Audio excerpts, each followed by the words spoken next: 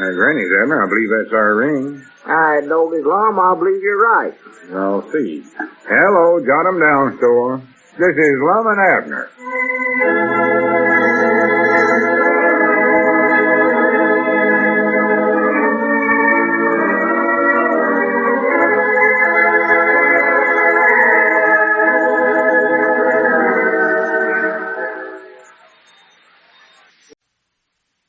And now, let's see what's going on down in Pine Ridge. Well, the war chest meetings which Abner and Squire Skimp have been attending in Fort Smith have been concluded. And now, as we look in on our friends today, we find them inside the depot preparing for their return trip to Pine Ridge.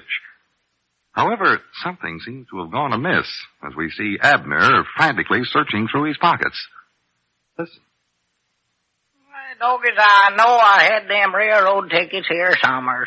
Abner, would you please stop saying that? You've lost the tickets, and that's it.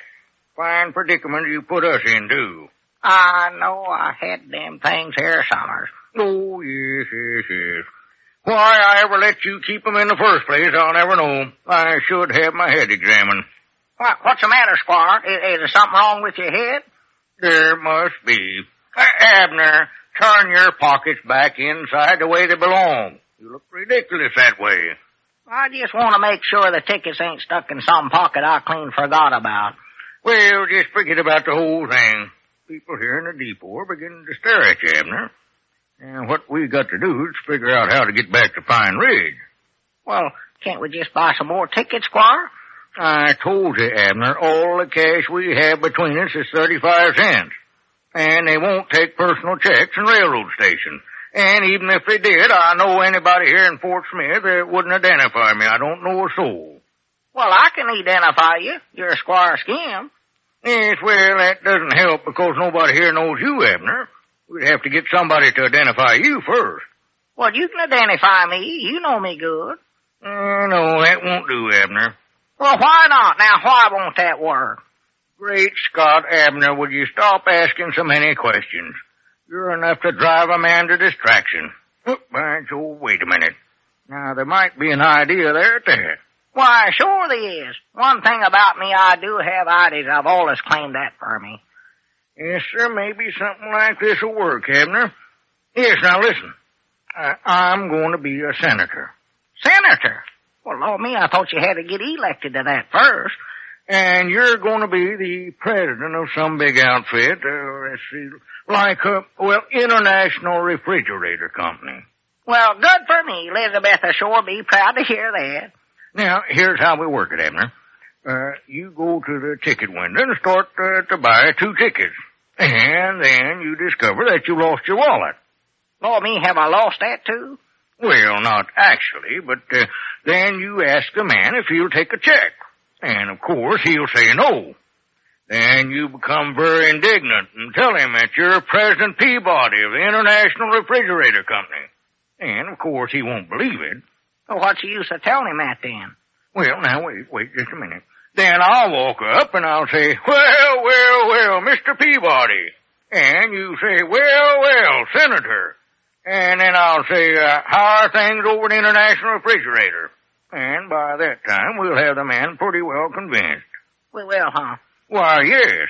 And with the senator there to identify you, well, then you should have no trouble getting him to take your check.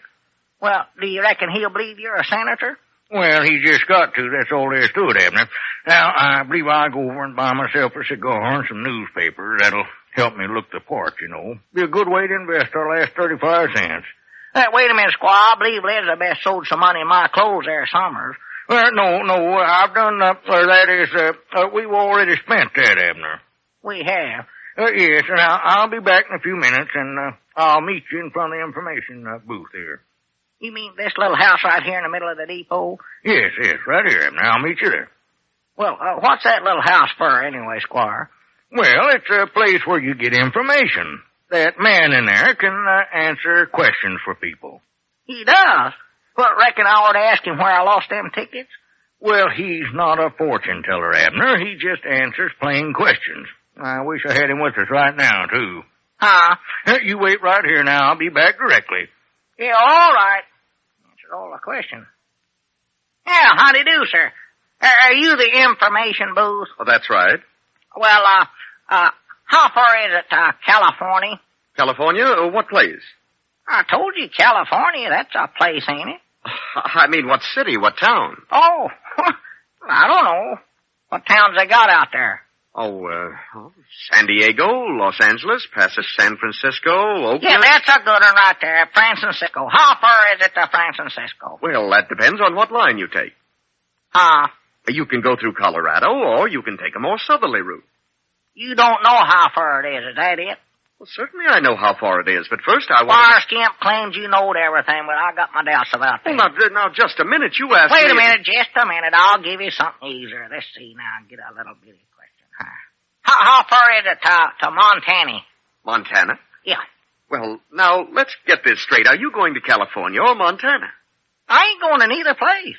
What's that? I'm going to Pine Ridge. I was just interested in finding out how far them places was. How far is it to Africa?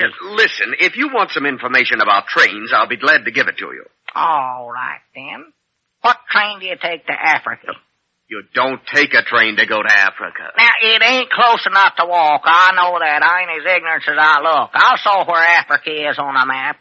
Clean down there in that right-hand corner. I'd say just about down in that direction. Look, I know where Africa is. Well, it is down that way, ain't it? I guess so. Was you a quiz kid? Listen, Grandpa, will you please move on? You're holding up the line. Well, wait a minute. Now, I want to ask you one more question. Is it about the trains? Yes, sir. It's about trains. Well, go ahead then. Do them cow catchers actually work? Do you ever catch any cows in them? Yep. Now, what do you do with the cows after you catch them? Look, will you go away? Get your umbrella and that other junk off the cover and scram. Come here a minute. Hurry up now. Wait a minute. There's Squire. Yeah, I'm coming, Squire. Excuse me, there's Squire Skimp. I'll have to leave you now. Well, now ain't that too bad? Yeah, so long. Be right with you, Squire. Yes, well, hurry up, Abner. We've got to work fast. Don't have much time left before our train leaves. Yeah, sure. You know that information fella there ain't no good at all. He never answered one single question I asked him. Well, that doesn't surprise me, Abner. Not those questions that you asked. Now, here's a cigar for you. I thought the president of a big refrigerator company should be smoking a cigar. Come on now, let's start over to the ticket window. Yeah, well, Squire, you know I don't smoke cigars. Well, just hold it like you're getting ready to smoke it then. Here, now, how do you think I look, Abner? Do you think I look like a senator? I reckon so. I ain't just sure what they look like. Well, I'm quite sure I do. I just ran into a good piece of luck, too, Abner. I noticed one of these papers I bought where our Senator Hillsborough is scheduled to make a speech down in Little Rock tonight. So that's who I'll be. You going to clean the Little Rock? No, I'm just going to be Senator Hillsborough long enough to identify you so that they will take your check. Now, you better hurry up and get up to the window there. There's nobody ahead of you right now. Oh, yeah. This first one right here, you mean, huh?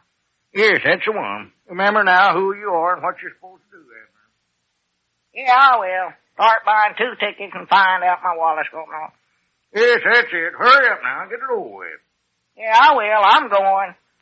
I hope how do you do, sir? I want to buy 2 tickets to the county seat.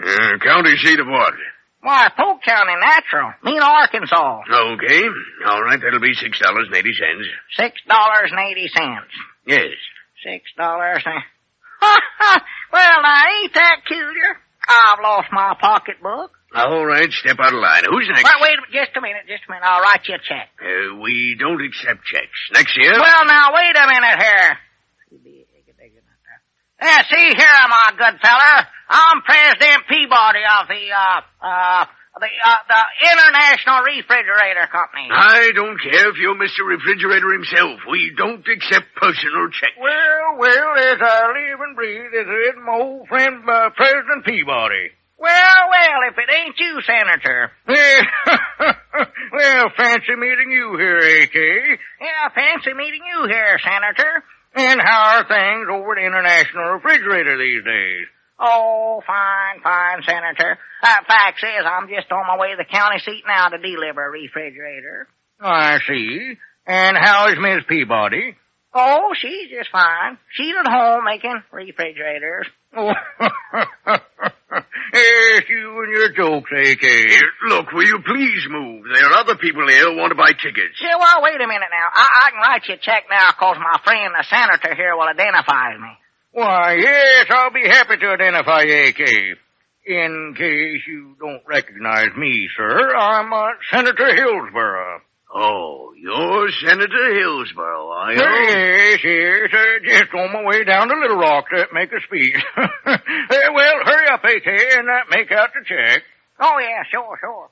Abner, you're riding with the cigar. Better use a pen there. Just a minute here. I want to ask you something, Senator. Why, yes, my good man. What is it? How come you're not all bruised? Old bruise? Yes, you fell off the train, didn't you? Fell off the... What are you talking about? Well, you must have fallen off to get back so quick. You see, Senator Hillsborough boarded the train for Little Rock not over 30 minutes ago. What's that?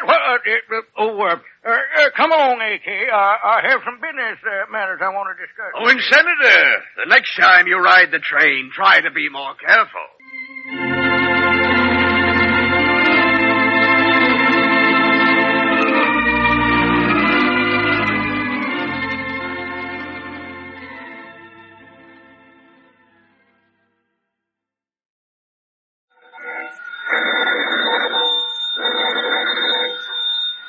Granny's, Abner. I believe that's our ring. All right, Doggy Lum, I believe you're right.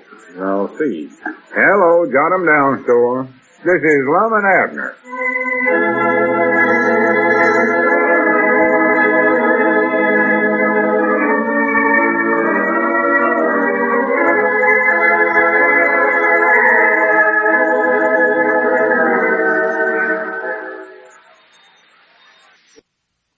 And now, let's see what's going on down in Pine Ridge. Well, Abner and Squire Skimp's return from Fort Smith was delayed yesterday when Abner lost their railroad tickets, and the Squire's plan to cash a check at the depot failed completely. Today, as we look in on the weary travelers, we find them on the highway about 20 miles from Fort Smith. The Squire is sitting under a tree while Abner is standing on the road, one thumb outstretched. Listen. Doggy, see there, Squire. That car never stopped neither. This idea ain't gonna work. Well, Abner, are you sure you're holding your thumb up the right way? Well, now listen, Squire. If you don't like the way I'm doing this, you just stand out here on the road and do the thumbing yourself. I don't see why I have to do it no way. While you sit here in the shade, Doggies, I'm getting tired.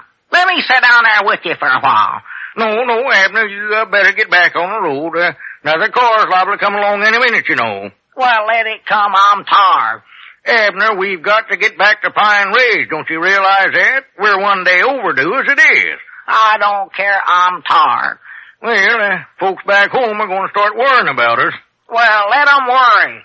I've got enough to worry about myself without having to worry about somebody else worrying about us. Abner, I believe I hear a car coming in the distance there. You better get back out there. And now, this time, hold the thumb up good and high. And get sort of a pleading look in your face. Well, you better stand out there and help me this time, Squire. No, I've told you why that would be a bad policy, Abner. A car might stop for one man, but not for two. And then after you get it stopped, why, I'll run out there and jump in the car with you. Well, why don't you be the one man that stands out there this time? No, I think you're more the appealing type for this kind of work, Abner. And don't forget this, too, now. It's all your fault that we're in this predicament. If you hadn't lost our railroad tickets, why, we wouldn't be hitchhiking our way back to Pine Ridge right now. Well, Squire, I never lost them tickets on a purpose. I've looked through every one of my pockets 1,000 or 100 times. Well, Abner, let's not go through all that again. Just forget about it. But, Joe, wait a minute. There is a car coming. Hurry up, Abner. Stand out there. Well, now, wait, Squire. Hurry up. We don't want to miss this one.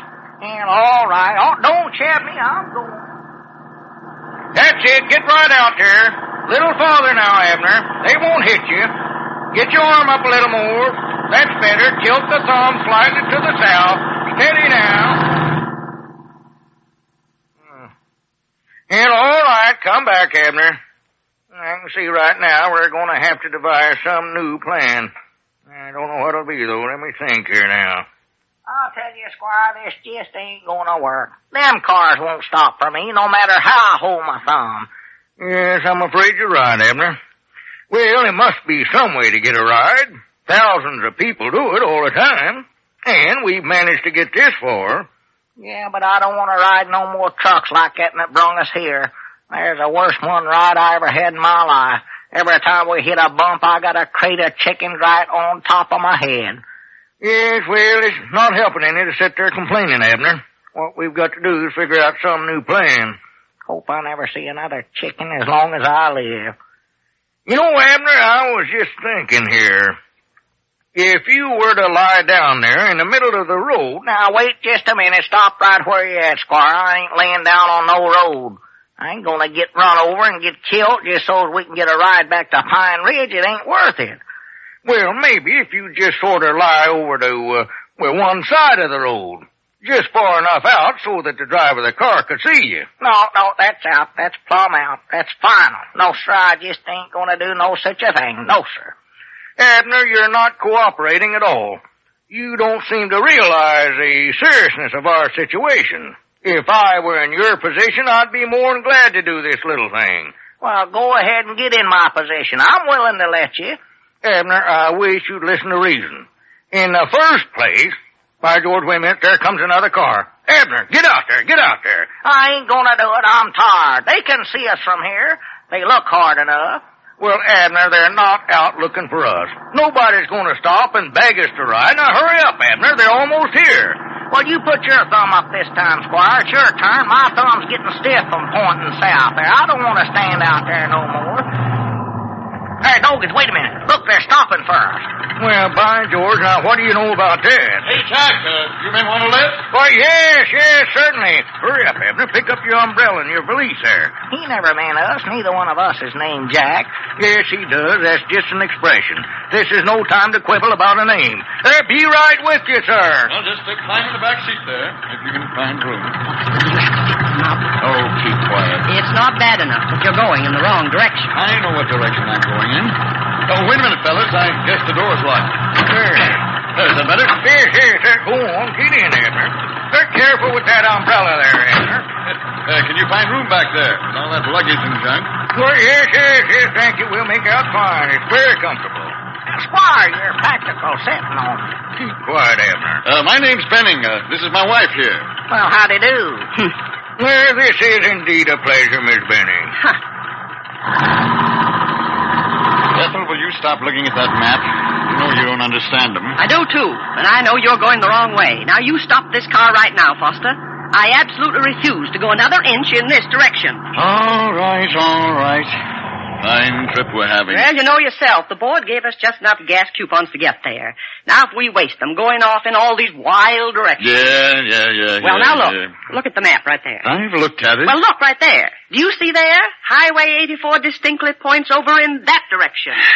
My dear Ethel, how many times do I have to tell you you're holding that confounded map the wrong way? I know how to hold a map. I'm over 21. You can say that again. Now look, Ethel, turn the map like this. That's north over there. Why, it is not. That's north over there. Oh, Hey, Jack, which way is north? North. It's right back that way from the way you came. See there? Doggies, I thought north was over that way. There, you see? Short one is right. Abner, can't you keep your big mouth shut? That should convince even you, Foster. You should have turned left, back there where I told you to. Oh, why does this have to happen every time we take a trip? You and your maps. If it's the last thing I do, I'm going to resign from the Mason City Auto Club. Sir, I don't wish to interfere, but now if you let me point out that the shadows fall... Oh, shut up. You hitchhiker, you. Ethel, for goodness sake. What's that, madam? Hitchhiker? I'm afraid you made a mistake. This gentleman accompanying me here and myself are not merely hitchhikers. Surprising as it may seem to you, I have 3 or 4 cars in the garage on my estate. You do? Yes, alas, my doctor has ordered me to do a bit of walking, and naturally my health comes first, you know. Health is a rare and precious thing. Oh, me, Squire, I've been that barn of yours over there. I never have saw no thing. Oh, Squire, watch out your foot there. You cracked me right on the shin with it. Oh, I'm sorry, Abner. Yes, Mrs. Benning, my doctor requires me to walk 20 or 30 miles every day. Well, why aren't you walking now, then? I've walked my 20 miles for today. Oh, we never walked, Squire. Don't you recollect? We rode in that truck with all them chickens. Chickens? Oh, yes, I have a big ranch, too. Well, it's not awfully big. Just a few thousand acres. For the land's sakes, I never know. Oh, there goes that foot again, Squire. Is it all right with everybody if I start up the car and we get going again? Not in the direction you're heading. Now look at the map here, Foster. Now right there is Highway 84. I know where Highway 84 is. Yes, but you don't seem to know how to get on it. We're on it now. We most certainly are not. Hey, Jack, what highway we on? This, sir, is Highway 84. There, you see? Now are you satisfied? Oh, what's he know about it? All he knows is chickens. Besides, he's sick. Now, right here is Highway 84, pointing over that way. Yes. There's Highway 84 pointing over that way. Every time we take a trip, Highway 84 points over that way. Well, it does. If you'd ever learned how to hold a map right. Oh, fiddlesticks, hold a map right. Difference to make how you hold it. See? That's what I'm talking about. All that matters is the direction. How do you like that, Jack? All that matters is the direction, but it doesn't matter how you hold the map. Oh, no. What do you do in a case like that? Well, it's hard to say. Yes, for 20 years now I've had to put up with this. Oh, you, for 20 years. For 20 years. That's all I've heard for the last 20 years myself. Well, we can't sit here in the middle of the Arkansas arguing. I'm starting this car up. You can do anything you want. All right, start it up. But you're not going another foot in that direction. Either you turn the car around or I'll get out. Well, that's fine. And take your map with you. Foster Benning, you turn this car around immediately. All right. I'll turn the car around. We'll go back home. I don't care. I don't have to see Mr. Carter. Let me lose the contract. Let me go bankrupt. We can always move to the poorhouse. Well, here, just a minute, sir. If you're turning around, you'd better let us out first. Yeah, we want to go to Pine Ridge. Huh? Oh, that's right. I forgot about you. It shows Highway 84 on here just as plain as anything. Just push the handle down, Jack. That's it. Hey, hurry up, Abner. Don't forget your umbrella. No, I got everything to say. Well, then, so long, man. Yes, so long, Mr. Benning. And much obliged for the ride. That's a nice, congenial couple. Oh, me, oh, my. That would happen to us. Abner? Well, I believe I see a car coming in the distance there. Get your thumb up and incline it in slightly to southerly direction.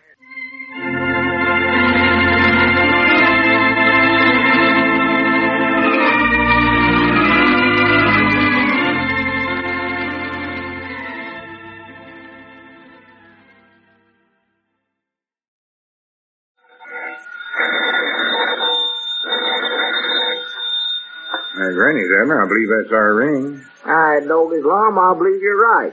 I'll see. Hello, jot 'em down, store. This is Lum and Abner.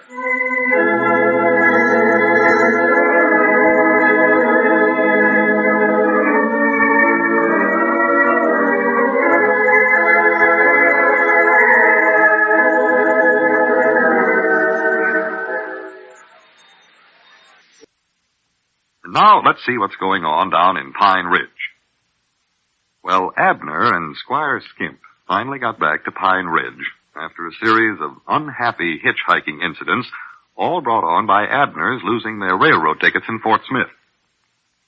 As we look in on the little community today, we find Abner back in the Jot 'em Down store relating their experiences to his partner, Lum. Listen. And then when we got to the railroad station there in Fort Smith, and Squire asked me if I still had the Abner, ticket. for goodness sakes, you've told me that 1,000 or 100 times. Well, I just want to tell you about our trip to Fort Smith. I thought you might be interested. Well, sure I am interested, Abner, but I know every little bitty detail about it by heart now. Well, I think there's one little part I left out there somewhere. Well, I've got my doubts about that, but I hope you have, and just leave it out. Uh-huh. I ain't got time to listen, Abner. I'm just so swamped with this school board work. Fact is, I've got to make a phone call right now. Well, I just want to tell you this one little thing, Lum, then I won't even mention it to you again. If it's about you losing the railroad tickets, I know all that. Well, that was peculiar, though. Now, I know good and well I had them things in my pocket, but when I went to get them out... Hello? Is this the schoolhouse? Couldn't be. Oh, is this Miss Platt? Well, this is Mr. Eddard, president of the school board again. Yeah. Well, I just wanted to see that everything's going all right. Wish I could find him. Well, that's good. No, that's all. I just wanted to make sure everything's going all right. Of course, I couldn't use him. Well, that's good. Go back up there. Well, I guess that's all I wanted. Glad to hear everything's going all right. Yes, Mom. Goodbye, Mom. Goodbye. Everything's going all right over at the schoolhouse. For the land's sakes, Lum, that's the fourth time you called up over there and asked her that. Can't you recollect what Miss Platt tells you? Well, sure I can. I just want to make sure that, that everything's going all right over there. Yeah, that sounds a little silly to me, I can tell you that. Well, Abner, you've got to recollect that this is Miss Platt's first day as school teacher. First day? I thought she got here last week. Well, she got in town last week. Got here Thursday, but she never started teaching till today. Oh? Professor Sloan was still here last week, you know. Finished up on Friday. Oh? If you'd have got back from Fort Smith when you're supposed to, instead of spending all that time hitchhiking, you'd have known a few things around here. Well, we couldn't help that high kitchen, Lum. See, I lost our railroad tickets when we never had enough money to buy some more with. Abner, I know all that. Just and don't get nobody started there, on that. They wouldn't take a check from them. Oh, me. Of course, I still say I never lost them tickets. They just disappeared, that's all. Some magics of some kind must have did it. Prittle prattle. Maybe they were stole from me by a picking pocket there. That's more likely what actually happened. Stole from me. Abner, if you don't mind, I'd just leave we'd draft that subject and not discuss it no more. Yeah, all right. Sure was peculiar, though. I know I had them tickets right in my pocket when we walked into that railroad station. But when Squire asked me for the ticket, well, Abner, I told you I didn't want to hear that no more. Besides that, I told you I had a whole lot of school board work to do. You mean you're going to call up Miss Platt again and ask her how everything's going? No, this is something different. Oh, good. Some important stuff that I just now thought about it. Better get right on that phone, too. Yes, sir, it was sure peculiar about them tickets. Elizabeth says that she ought to been with me to take care of such things. She thinks I'm plumb helpless and have to have somebody watch over me all the time. She's about half right, too. She'd have been there. She'd had the ticket stole from her, too. Hello? This is L. Eddard's board president speaking. Yes, Mom. Who are you calling on? Well, I'm just making a sort of a routine checkup. Is everything going all right over there? Oh, her again. Yeah, well, that's good. How is the blackboard working? Is that working all right? Huh? Oh, ain't used it yet, huh? Well, are the scholars behaving all right? Well, that's good. If any of them don't behave, just let me know. I'll handle them. I don't believe in spoiling or odd to spare the child. What's so funny about it? Yeah, well, you say everything's going all right, huh? Well, good. I'll check with you later, Miss Platt. Goodbye. Is everything going all right? Yeah, going fine. Yeah, we got us a mighty good teacher this year, Abner. Yes, sir, she's all right. Was that the important stuff you had to take care of? Is the blackboard working all right? Well, now, wait a minute, Abner. Blackboards is importance in education. That's where the scholars learn to write and do sums. I don't know what all. You take the blackboards out of the schools and you set education back 100 years. I've always said that. I don't know about that. I went to school. We never had no blackboard. Yeah, and look how you write. Can't hardly read it yourself, even. What? Doggy, that's right, ain't it? Why, sure it is. Proves my point right there. I can write a pretty good capital D, like in Dear Fred. No, sir, you can't get around it. Blackboards is important. Well, I don't see why you had to call up over there, though, just to ask if it was working all right, Lum. You was over there this morning just for the scholars taking up books to make sure that everything was working. Yeah, but, well, something might have happened since then. Like what? Well, I don't know exactly, but you know how strange things can happen sometimes. Yeah, now, like them railroad tickets, for instance. Now, there was a strange thing that happened. I had them things in my pocket one minute, and the next minute, that again. They was missing. Tell you, there's some peculiar things goes on in that town of Fort Smith. Here we go. Bound you, they got that depot just plumb full of magic magicians. They stand around there working tricks on everybody. Now, that's the most ridiculous thing I ever heard you say. Depot full of magicians. Well, what happened to them tickets, then? You just lost them, that's all. I never done it, Lum. They was stole from me or something. I know they was. Well, I ain't got time to argue with you about it now, no ways. Got too much work to do here.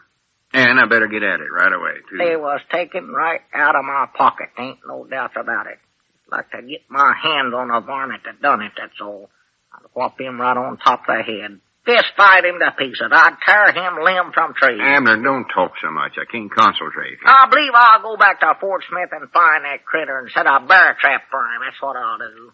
Granny, look at that clock there. Uh-huh. It's a little past noon. I don't believe I told Miss Platt what time school's supposed to be let out for lunch. I better get right on the phone and call her. Well, Lum, she surely knows that. Anybody knows it lets out at 12 o'clock. Yeah, but it might have been different at the last school where she taught at. Yeah. She don't know. All she got to do is ask the scholars. They know what time they get out. Well, it's better if these things are official, though. One scholar might tell her one thing, one scholar might tell her... Wait a minute. Hello? Miss Platt? This is the president of... Well, how'd you know it was me? Recognize my voice. She ought to by this time. Well, I just called up to give you the official ruling on lunchtime. It's 12 o'clock. Oh, I did, huh? Well, how's everything going? All right?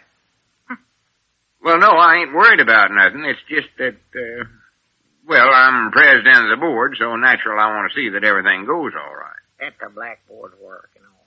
Well, that's good. If any questions comes up or you need any help, just feel free to call on me. Yeah, if he ain't already on the phone talking to you. Oh, not at all, not at all. And let's see, oh yeah, is the blackboard, or no. Well, I guess that's all for now, Miss Platt. I'll check with you later. Goodbye. There's a good teacher for you know it? Huh? She let him out for lunch when she's supposed to. That shows you right there she's got brains. It does, huh? Oh, yeah. She can tell time, too. That's nice. Her doing the teaching and me running the school board, I can see right now this is going to be a big year in education for Pine Ridge. Oh, yeah, I can see that, too. You calling up every 5 minutes to find out how the black... All I'm trying to do is make sure there ain't no slip-ups on nothing. Going to run things with an iron hand this year. Iron telephone receiver, it looks like. Ain't going to be Mr. Sloan, I'll tell you that. Ain't going to be no half days off teacher feels tired or something. Yeah, that's a lot last year. I recollect once, sir. Wait a minute, there comes one of the scholars. Huh? Said he's trying school again this year, you know. Don't reckon it'll last long, though. It never does with I never even knowed he'd enrolled. Oh, yeah, he's going to school. He's in here, I don't know, over a week ago. He's going to try it again. Oh, what a beauty day. Yeah, howdy, Cedric. What'd you learn in school today? Oh, nothing. We never had a chance, hardly. Never had a chance. No, some knucklehead kept calling that teacher up. Interrupted everything. Well, now, who do you reckon that could have been, Lum? It got so bad she decided to give us the rest of the day off. Say, I picked this up at the post office. It's a package for you, Mr. Abner. For Mr. me? Huddleston wanted me to fetch it over to you. Well, donkeys, now, who could be sending me a package here? I sure like that. She sure is a nice woman. And she's pretty, too. Well, for the land's sakes, yes. Look at her. A brand new wallet with my initials on it. Well, I do know. Who sent that? I don't know. It's from Fort Smith. Fort Smith? Yeah, I don't know nobody. Wait a minute. What's the matter with me? I bought this myself. Bought it yourself? I thought I'd saw that before. See, I couldn't bring it with me 'cause it takes a day to get them initials put on there. Well, what'd you want to buy that for? You got a perfect good pocketbook. See, now, why did I buy that thing?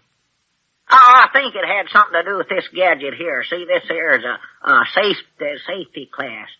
It opens up this way, and, well, I'll be a polka-dotted possum. What's the matter? Look here. There's them railroad tickets right in here. Railroad tickets? Yeah, now I recollect why I bought this wallet. I want a good, safe place to keep them tickets so I'd be sure not lose them.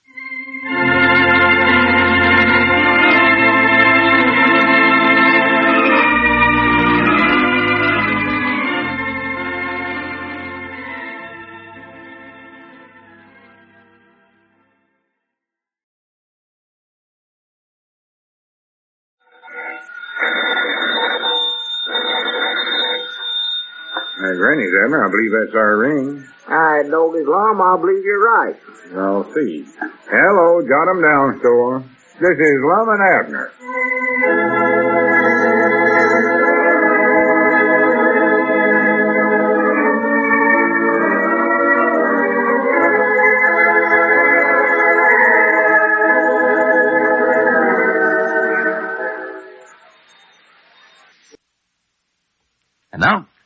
Let's see what's going on down in Pine Ridge. Well, this is Halloween. The old fellows have dropped everything else to join in the activities of the holiday. As we look in on the little community today, it's evening. We find Lum, attired in a ghost costume, knocking on Abner's door. Listen. Hello? Get away from here, Blue. Get away. Abner, come out here and get this dog before I bust something over his head. Abner, get away from here, Blue. Dad, blame it. You got no sense at all? Here, Blue, get back under the house here before I beat the daylights out of you. Ain't you ashamed of yourself running out here and barking at folks? Who is it? What do you want? It's me. That's who it is. Get away from there, Blue. There he Well, is. for the land's sakes, I never knowed you lumped all that rigging on. Come on in, let me see how you look. Well, get that dog back there. Oh, come on, he ain't gonna bother you. No, he wouldn't bother you. Wouldn't do no more than take a leg off a feller. Why, he couldn't bite you if he wanted to. He ain't got a tooth in his head, Lum. Granny's, he don't need no teeth. Then he bristles up and comes at a feller that way, scares the daylights out of him. Oh, he puts up a good bluff. Banners everything that comes on the place. Well, he ought to have sense enough to know who Huh? I've known him ever since he's a pup. Well, there wouldn't nobody know you in that outfit you got on, Lum. If you ain't a sight, you look like a haint. Oh, I'm a ghost. What, you ought to have some horns and whiskers. Ghost, Abner. G-O-S-T, ghost, not goat. Oh, well, come on in. Let me look at you. Ain't you going to the party? No, I better not go, I reckon. Woman and Papa, they went over there, but I decided I couldn't make it. Here, let me get this pillar case off my head. I can't see nothing. You don't look much like a pillar. I cut some holes in here to see through. This thing slipped around to where they're clean running the back. Yeah, I wonder. Feel my way over here. That's a pretty good get-up you got on there, Lum. I never would have knowed you. Never would have knowed you, I don't believe. You wouldn't. No. I thought you said this afternoon you was going to the party. Well, I was sort of aiming on going, but then I got to studying about it and just allowed I better get out here and try to keep some of these boys out of devilment tonight if I could.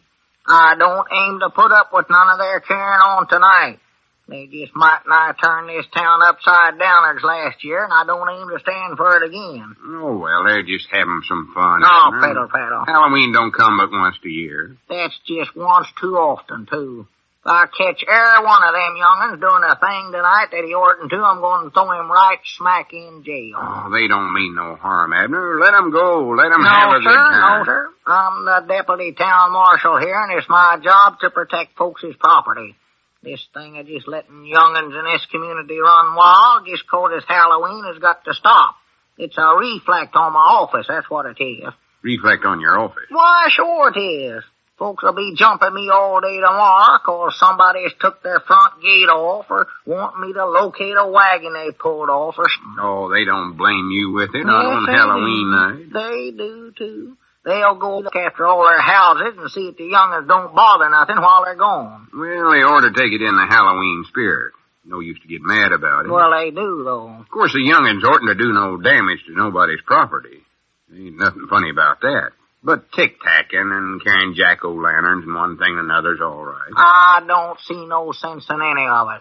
Just looks like the young'uns here of late years have just went plumb hog wild. I don't know. Is there any worse now than they ever was, Abner? Ain't no worse. When most of us was growing up, we was might nigh as bad. No, we weren't, no, we weren't. I don't suppose you recollect who them three boys was that went over to Grandpappy Spears' house when he was having that Halloween party years ago and clumb up on top of the house and laid boards on top of the chimney and smoked everybody out of the house, do you?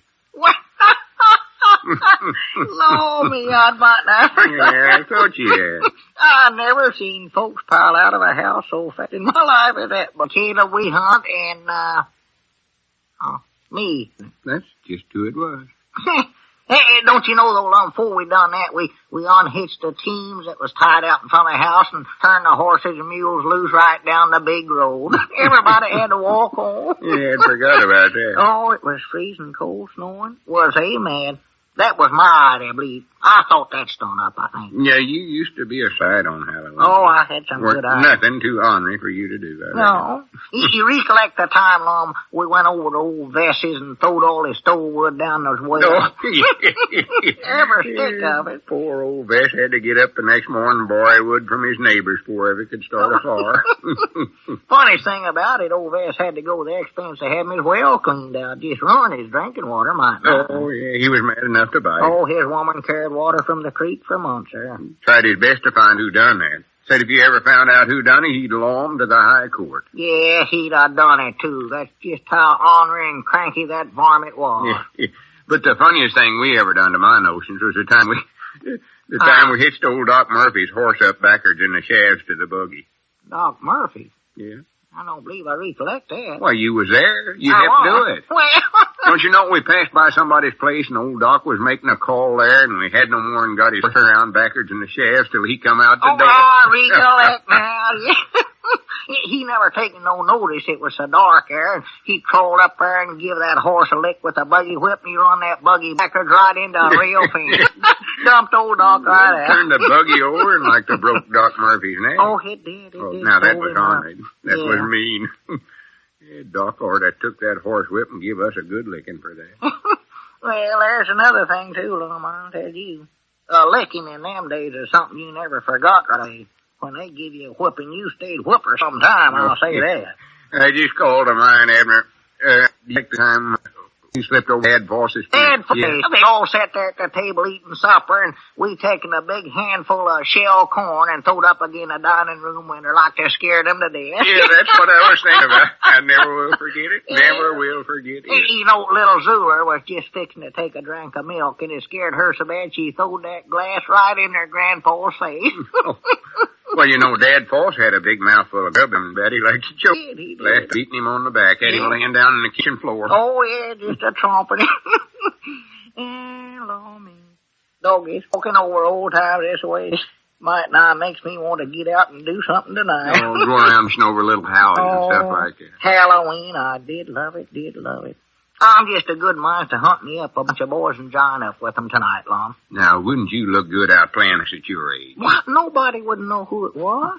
What do you say, Lum? Let me get a sheet and dress up like a ghost and we'll both go. No, sir. Not me. I tried that a few years back. You did, huh? Yeah, I was coming back home from a Halloween party one night and met a big bunch of boys pulling somebody's wagon down the road. Said they was going to put it up on top of the schoolhouse, so I told them I'd just go along and help them. Why, sure. Sort of brung back old times to me. Oh, yeah, I ain't tried that in ages. So we taken the wagon all apart and got up on top of the schoolhouse and pulled it up with a rope, piece at a time, set it back up together on top. I helped do that once. That is a job. Oh, it taken us might not till daylight the next morning. Why, sure. And the funny part of the whole thing, I got up the next morning to hitch up my team and my wagon was gone. I started looking for it, and blamed if I hadn't worked all night helping put my own wagon up on top of the schoolhouse. Well, I do know. That was a good one on you. You take it all the way around. I don't believe the young'uns this day and time are any worse than they was when we was kids growing up. Well, no, maybe not. Mighty easy to forget when you start getting older. You forget some of the stunts you pulled yourself. Fact is, I don't believe they're as bad nowadays. I don't either. They might not be. They wouldn't do some of the ornery things we done. I don't believe it, no. They're getting more civilized, I reckon. Oh, yeah. They don't tear up property like they used to, I'll admit that. They've learned, I reckon, that they can have just as much fun, maybe more, just playing pranks that don't hurt nobody. Yeah, that's what I say. Yeah. Well, go ahead, your mind all made up to go out and arrest them and throw them the last one of them in jail. Oh, doggies. Well, I'm proud we got to talking it over. I'm just mighty nigh ashamed of myself. I believe I will dress up and go over to the party with you, Lum. Just let the young'uns have all the fun they want to tonight. Let them go, I don't care. Let them tear it out. They ain't gonna hurt nothing. Why, of course not. It'd be a downright shame to bother on Halloween night when they're just playing little old pranks that don't hurt nothing. Why, sure, I ought to be ashamed of myself for even thinking about it. Yeah, I'll go along with you, Lum, if you don't mind. Of course not. Come ahead. Be glad to have you. Yeah, well, just make yourself at home, then. I'll go back here and see if I can find a bed sheet to dress myself up in. Oh, but I better look around and find a pillar case that's already got some holes in it, though.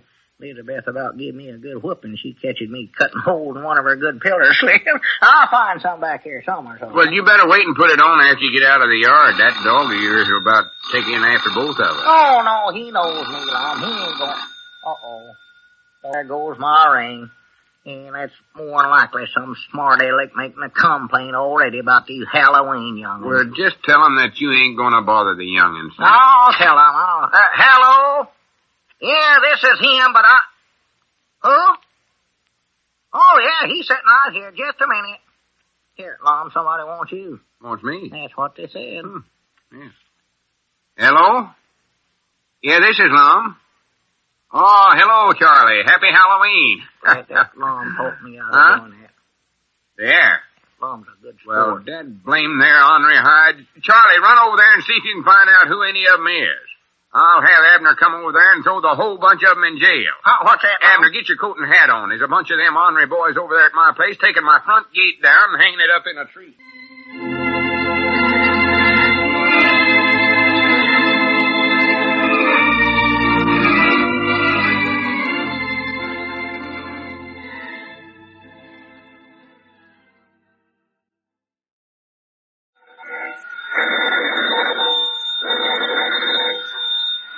Granny's, Abner. I believe that's our ring. I know this, Lum. I believe you're right. I'll see. Hello, jot 'em down, store. This is Lum and Abner.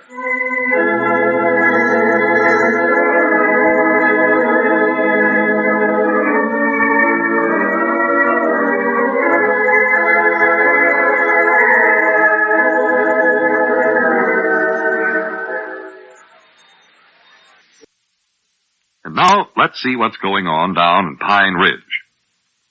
Well, Lum's duties as school board president seem to have increased a good deal since the arrival of the new school teacher, Miss Emaline Platt.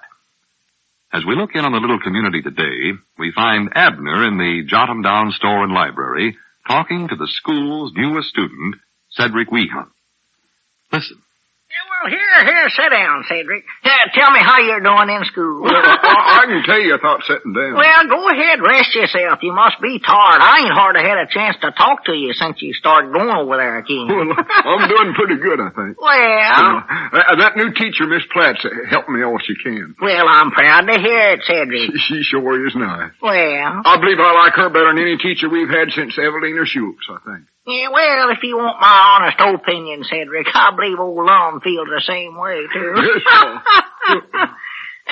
What grade are you in this time, Cedric? Oh, I've just been advanced something wonderful. Oh, good for you. Yeah, I'm way ahead of where I was the last time I tried school. Well, that's good news, Cedric. Proud to hear it. I skipped 3 whole grades. 3? Yes, well, 3 whole grades. Miss Platt gave me a test of some kind. That's where she put me. Well, Doggers, you are doing good this time, Cedric. Yeah. See, now, if you skip 3 grades, that must put you in a 6th reader now. This 6, you say? Yeah, maybe you can keep going this time and final graduate from grade school. Wait a minute, I believe you figured that wrong, Mr. Abner, because I ain't in the 6th reader, I know that. Yeah, you must have made a mistake there. Well, let's see, Cedric. You was in the 3rd reader before, and if you skip 3, that makes, Doggers, I am wrong. Yeah, that puts you in a 7th reader, Cedric. 7th? Yeah, I'm sorry. Well, I ain't in the 7th neither, I know that. Well, you surely ain't in the 8th reader, are you? No, Mama, I'm in the 4th. Huh? Leastways, I'm pretty sure it's the 4th that I'm in. Well, now, wait a minute, Cedric. If you skip 3 grades like you claimed you did... Wait, I know how it is now. Recollect now. See, after Miss Platt gave me that test, well, she said she was putting me 3 grades ahead of where I ought to be. Ahead of... Oh, well, that's more like it. Yes, Mom, that's more like it. Yeah, well, leastways, you finally got out of the 3rd reader. That's something, Cedric. Yes, Mom, I sure like it, too.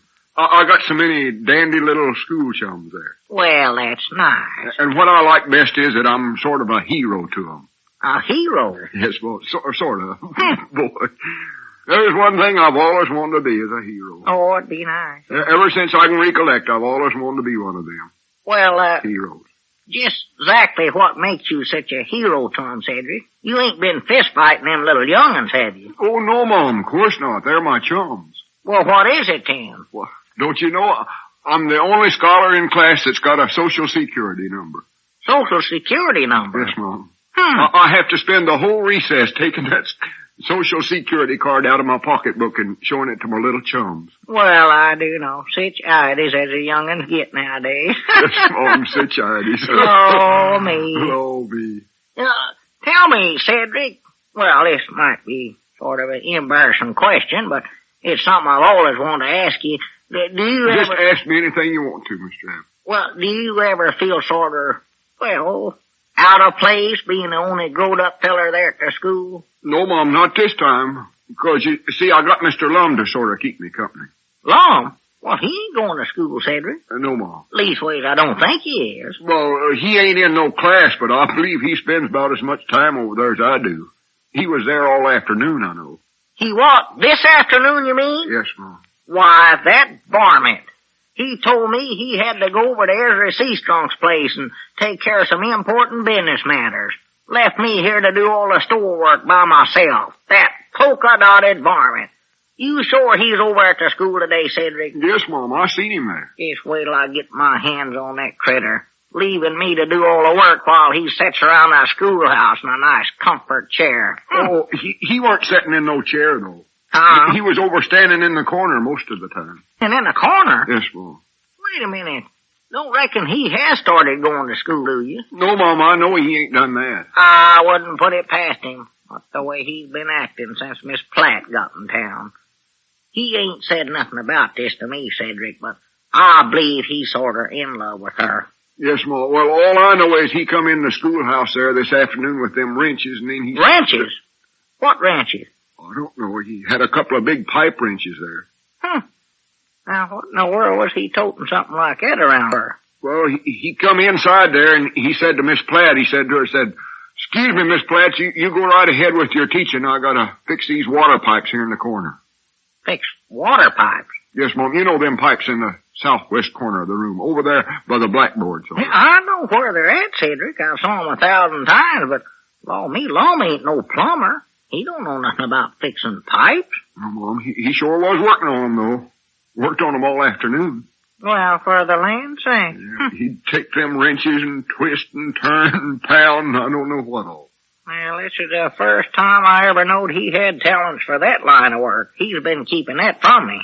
Every once in a while, he'd just stand there and look at Miss Platt. He would look at her. Yeah, well, I figured he'd do that, stand there and cast them sheep eyes at her and then get red in the face and twist and squirm like a feller being pestered by a wasp. Yeah, he pointed at the floor with his toe, raking something around in the crack. Oh, that Lum embarrass himself to death around women folks. Then when Miss Platt would look at him, well, he'd get awful busy and twist and turn and pound some more. Then all my little chums would start snickering again. Snicker? Yeah. Well, now, that weren't very nice of your little chums to snicker in school. Eddie laughed out loud. For the land's sake. But they couldn't help it hardly. They couldn't see no sense to what Mr. Lum was doing.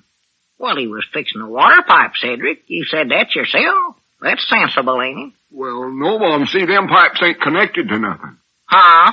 Don't you recollect when they remodeled the schoolhouse about 4 years ago, they disunconnected them pipes and put some new ones in under the building? You know, they run it out to the old well. Used to have to go out that path there and draw a drink. Doggies, that's right. Them pipes are underneath the floor now, ain't they? Yes, Mom. Just wait till I tell old Lum that. I can see the look he'll get on his face. Doggies, I can't hardly wait. Well, I can't wait neither. See, I gotta get on home and get some sleep so as I can get to work over at the war plant tonight. Just wait till I see old Lum. Oh, say though, I want to buy a writing tablet before I go. Oh. Yellow paper. Yeah, all right, I'll get it. Have you got one of them with a big Indian's head on the front end? I think we got some left. Got some with moving picture stars on them. No, Mom, I don't want that. I want them with the Indians on them. Well, I'll look through here, Cedric. And I need some art gum, whatever that is. Generally, they take gum away from you in school, but Miss Platt told me to get it. I reckon she liked me special. Well, art gum is a kind of an eraser, Cedric. Oh, you mean you can chew erasers? No, you erase with it. We ain't got none in stock, though. Might try over to Dick Huddleston's store. Here's your writing tablet, Cedric. It's 10 cents. Oh, yeah, that's the kind I want right there. There. All right, give me a dime here. Well, 2 nickels is all right. That's it. 1902. Well, I'll see you later, Mr. Abner. Yeah, all right, Cedric. Oh, say, here comes Mr. Lum. Lum? Well, good. You ought to stick around and hear this, Cedric. Well, I can't, though. So long. Honey, Mr. Lum. Honey, Cedric. So long, Mr. Lum. So long. Come on in here, Lum. I know that it's about time you was getting back here to the store. Yeah, well, I reckon I was gone longer than I aimed on, but you know how it is, Abner. Business matters always takes more time than you planned on. Oh, yeah, sure. How was Ezry? Ezry? Yeah, you was, doing some business dealings with him, wasn't you? Huh? Oh, yeah, he's fine. Old Ezry's fine. Worked all afternoon with him, huh? Yeah, all afternoon. You know how long-winded Ezry is. Well, what'd you do? Just leave him sitting there talking while you went over to the schoolhouse? Huh? Cedric said he seen you over at the schoolhouse today. Oh, well, yeah. I did drop over there. Had some work to do. Oh, some work, huh? What kind of work? Why, them water pipes over there is leaking something wonderful. They was, huh? Oh, yeah. If I hadn't fixed them things, that might have drowned them scholars right out of the schoolhouse. Well. Yep, lucky thing I went over there. That school board was sure keeps a feller busy, though, I'll say that. Oh, yeah. Didn't they remodel a schoolhouse about 4 years ago when you was president of the board once before?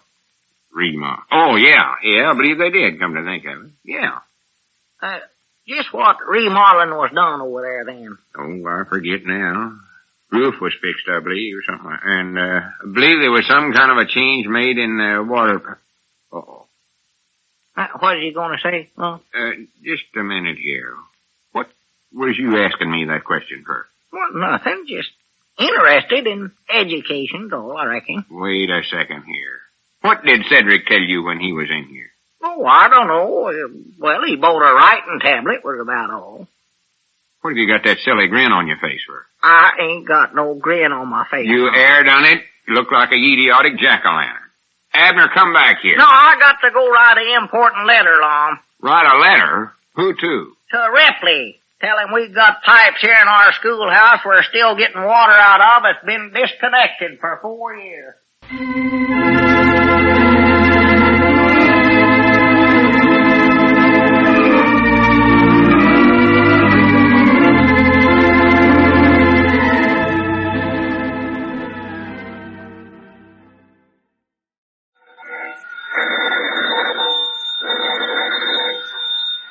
Granny's, Abner. I believe that's our ring. I don't as long, I believe you're right. I'll see. Hello, jot 'em down, store. This is Lum and Abner.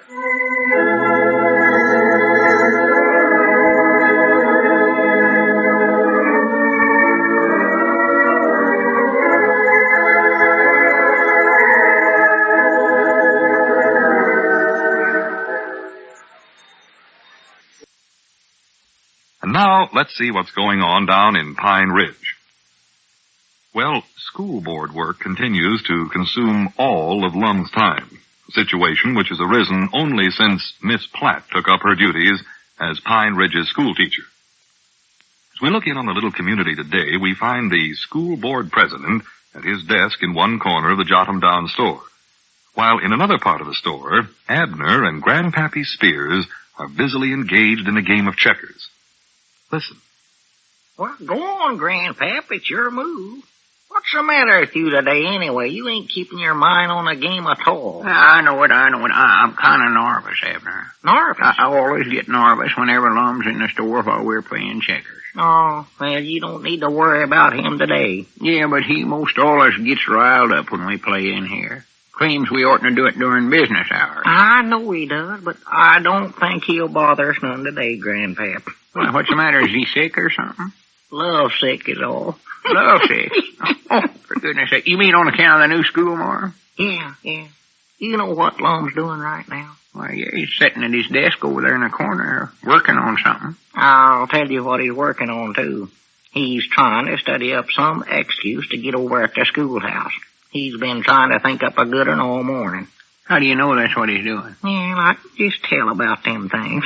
I know that's what he's doing, just as sure as I know that me and you are sitting right here. Oh, for pity's sake. Yes, sir. Well, if he wants to go over to the schoolhouse, why don't he just get up and go over there? I don't know. But for some reason, he's got to make excuses to me about it. Make excuses. Yeah, just practical, like I was his papa, and he had to get permission from me first. Well, me, I don't care where he goes over there or not. Of course not. Well, maybe he's got a guilty conscience about it. Yeah, that's more likely it. He knows good and well he ain't actually got no business running over there every 5 minutes. That's the trouble. That's what it is, all right, a guilty conscience. Yeah, find out. He's getting up from his desk. Better not let him hear us talking this way. Yeah, well, go ahead, Grandpap. It's your move. Yeah, I know what it is. Don't rush me. Well, hurry up. Rush me. I ain't got all day to sit here and let you study up them weak little moves. Hey, Grannies, I just happened to think of something. Looks like I'm going to have to go over to that dead blame schoolhouse again. You can't move there, Grandpap. How's that, Lum? I say, it looks like I'm going to have to go over to that dead blame schoolhouse. Oh. They're more than likely run out of ink by this time, so I reckon I'll have to tote a couple of bottles of it clean over there. Ain't that a shame? Oh, how I hate it. But I guess there ain't nothing else to do but get it on over there.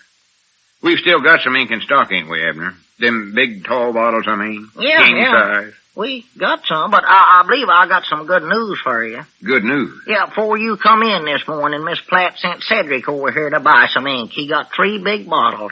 Cedric done that? Yeah, ain't that nice? That'll save you making a trip over to that dead blame schoolhouse. What right has Cedric got meddling in school affairs? Well, it weren't Cedric's idea, Lum. Miss Platt told him to do it. Is that your move right there, Grandpap? Yeah, that's it right there, right? See, I said it right there. All right. And it's a pigeon-toed good one, too, if you want my opinions on it. I see. You're gonna regret that move to your dying day, Grandpap. Look at old Lum going back to his desk there. You see that look on his face? Oh, yeah. Right pitiful.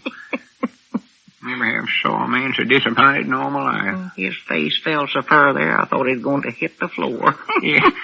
Well, why'd you let him go on over there? He can go over there if he wants to. He don't have to ask me. I never said he couldn't go. No, that's right, you never. He's just keeping himself from going. That's what he's doing. Yeah, I reckon you're right, but you ain't helping him none, no. Yeah, don't worry. He'll be back over here in about 5 minutes with another excuse.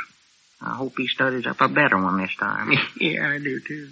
I still say it makes me nervous to have him around the store whilst we're playing checkers, though. In his condition, I bound you, he ain't even noticed that's what we're doing.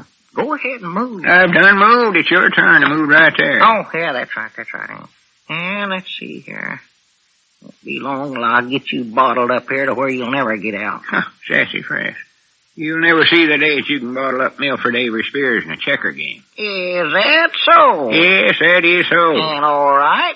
How do you like that little move right there, then? Wait a minute. That's my man you moved. That's my man. Just look at the color on it. Oh, yeah, that's right, ain't it? Why, of course it is.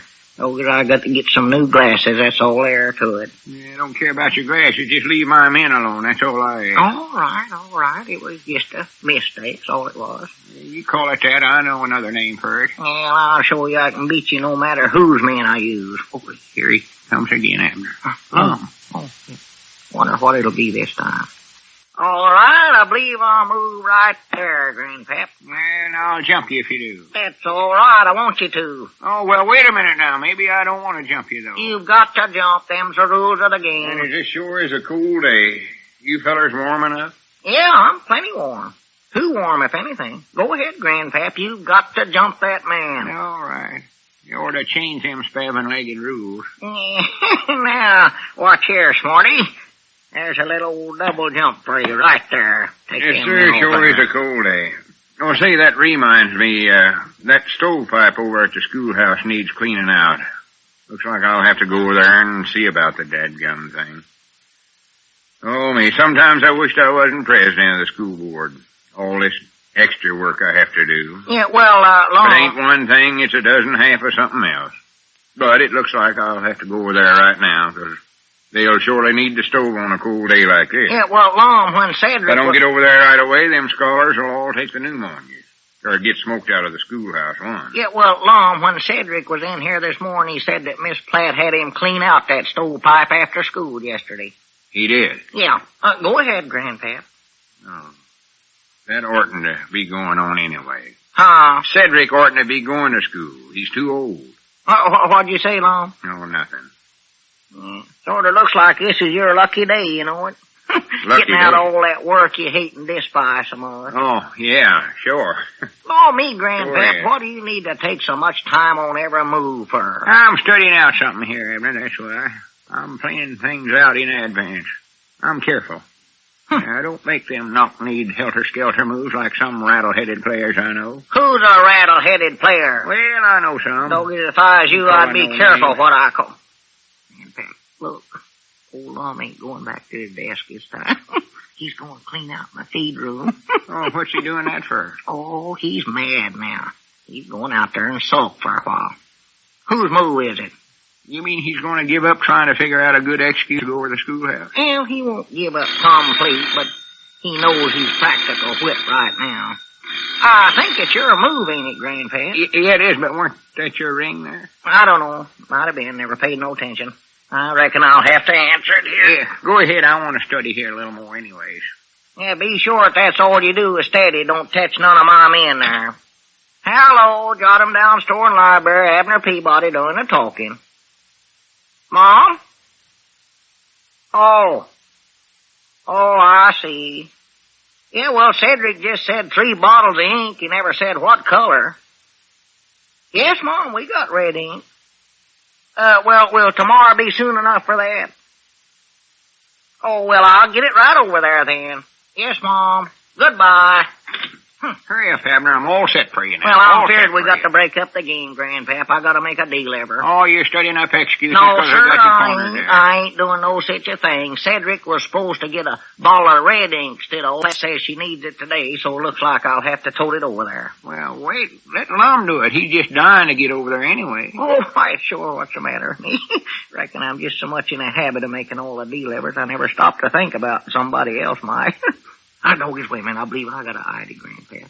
Let's have some fun with Lum first. Have some fun with him? Yeah, I'll call him in here and mention about the ink, and then you say that you'll be glad to take it over, because you have to be going home now anyway. Well, we ain't done with the game yet, Abner. I don't want to go home. Well, don't worry. You won't. Just pretend. Make Oh, I see. Yeah, sure. What's the matter with me? I'll act like I'm getting ready to start home. Find out. Here it comes. And after a while, you can recollect some reason why you can't. Yeah. You know? Yeah. Well, much obliged for the checker game, Grandpap. Maybe we can play again tomorrow. Who was that called on the phone, Abner? Oh, that was, what's her name? Miss Platt. Miss Platt? Yeah, now she wants a bottle of red ink, so I reckon I'll have to go clean over there with it. Well, here now, Abner, as long as I'm going home anyways, just let me take it. Won't be 2 steps out of my way. Well, all right, that's a good idea, Grandpap. I'll get the ink for you right now. Wait now, Grandpap. Are you sure this ain't out of your way? No, not a bit, Lum, not a bit. I'm happy to do it. Well, maybe you'd rather stay here and have another game of checkers with Abner. No, I'm sick of playing with that varmint. Besides, I've got to get on over to the place. I'm late now. Yeah, well, here's ink, Grandpap. You better hurry now. Yeah. And say hello to Miss Platt for me. Yeah, all right. Oh, by Jiminy's, wait a minute, though. I'm supposed to go over and see Doc Miller about my back. Oh. It looks like I can't take this after all, Abner. You can't, huh? Well, that's too bad. I reckon I'll have to take it myself. Well, no, Abner, I'll take it. Huh? You've made one batch of delivers today. No sense of you doing all that work. We ought to sort of divide it up some. Well, if it won't put you to no bother, Lum. I know how you hate to go over to that schoolhouse. Oh, yeah. Well, sometimes you have to do things whether you want to or not, though. Yeah. Yeah, if this keeps up, I'm going to resign from the school board. I know that. Yeah, I'll see you fellas later. So long. Yeah, so long. I doggies, look at him go, Grandpap. He's practical running. Did you see his face? He looked like a schoolboy. Yeah, but did you see this? Huh? He forgot to take the bottle of ink.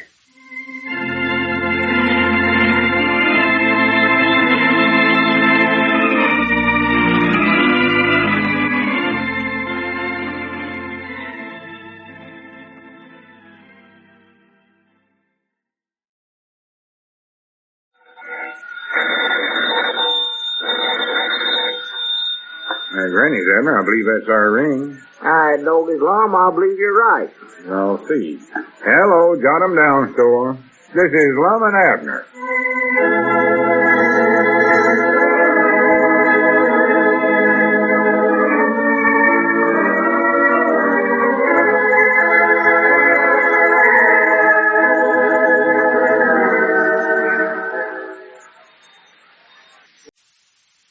Now, let's see what's going on down in Pine Ridge. Well, Miss Emaline Platt is starting her second week as schoolteacher for Pine Ridge. And she seems to be making progress with her job in spite of school board president Lum Edwards' constant help. As we look in on the little community today, we find Scholar Cedric in the Jot-em-Down store and library pouring out his scholastic woes to Abner. Listen. Well, I don't see what you want to quit school so quick for, Cedric. The other day you was telling me how much you liked it over there. Well, I know I did. And you was telling me how much you liked all the other young'uns in your class there, too. Yes, Mama. I like my little chums fine. It ain't that. Well, what do you want to quit for, then? Well, I think the teacher, Miss Platt's got it in for me. Oh. She's trying to hold me back. Well, I thought you said she's awful nice and was helping you all she could. Well, she was, but today I handed in a composition and she gave me an ought on it and told me I'd have to do it over again. Give you an ought, huh? Yes, Mom. Well, that don't particularly mean that she's got it in for you, I'd say, Cedric. Well, it must mean that because there weren't nothing wrong with my composition, I know that. Well, maybe there was something wrong with it and you just didn't know it. Miss Platt ought to know more about it than you do, Cedric. Well, she wouldn't know more about this composition because it happened to me. Never happened to her. What never happened to her? Falling off that horse. What are you talking about, Cedric? Well, see, the subject we had to write about was called My Most Exciting Experience. Oh, I see. Ain't about falling off a horse, is that it? Yes, Mom. Huh. Well, here, I got my composition right here with me. I'll read it for you. Yeah, I'd love to hear it. Love to hear it, Cedric. Must be interesting. And then you can see for yourself there ain't nothing wrong with it. Yeah, go ahead and read it. Well, now, listen good now. I'm listening, Cedric. Go ahead, read. My Most Exciting Experience. That's the name of it. Yeah, I know that. Wrote by Cedric Wolfgang Wehunt, 4th reader, Pine Ridge, Arkansas, USA of America.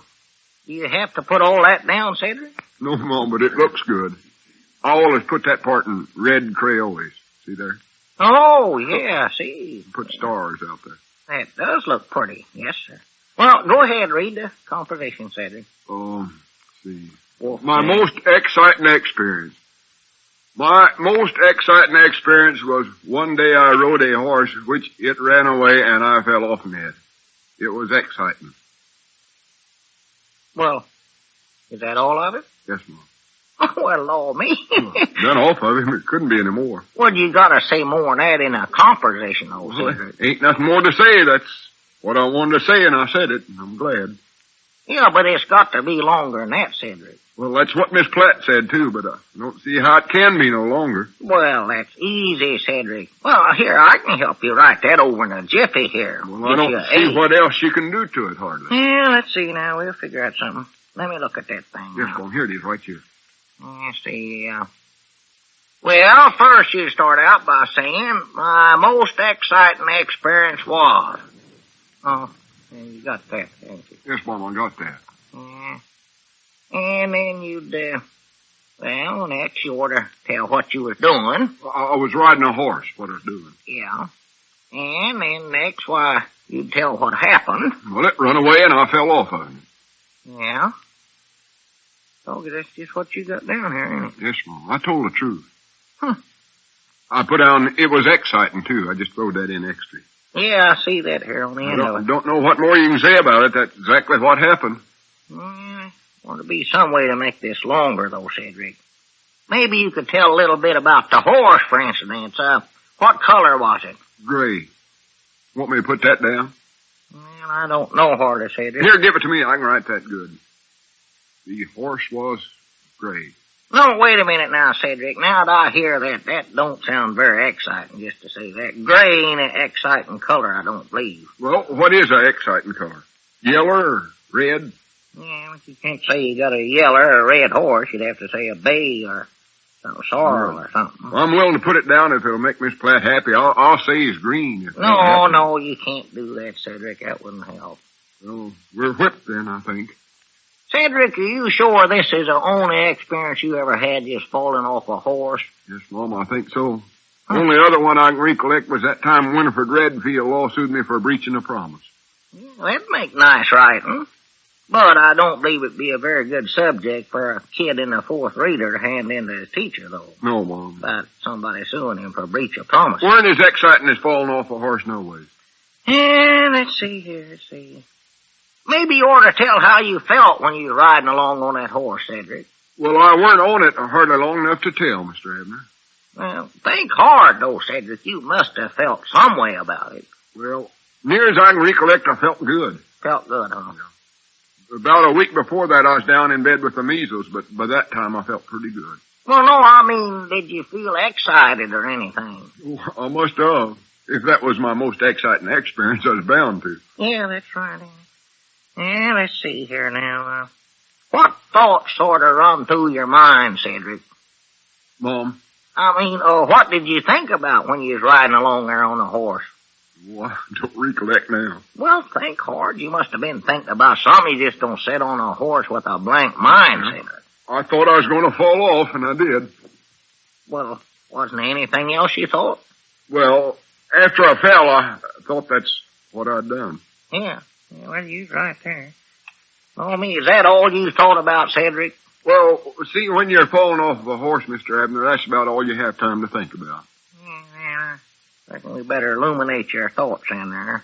See, right now, they'd never make this composition any longer. No, Mama. If I'd have known I was going to have to write about it, I'd have studied up something while I was falling off, but I just fell off. You ought to think about them things, Cedric. Let's see. Oh, there ought to be something else you could put down here. No, ain't, though. I've been over this subject with a fine-teeth comb. What color clothes was you wearing that day? Oh, I don't recollect. Overalls, I reckon. Don't believe that'd be exciting no way. How fast was he going on the horse? Oh, I don't know. He never had no speedometer. What, was he galloping or trotting or pacing or what? Yes, Mom, I believe it was. Well, now there's something. That sounds sort of exciting. Well, which? Well, you could say he was galloping. That sounds better, I believe. Write it right in there after you tell about riding a horse.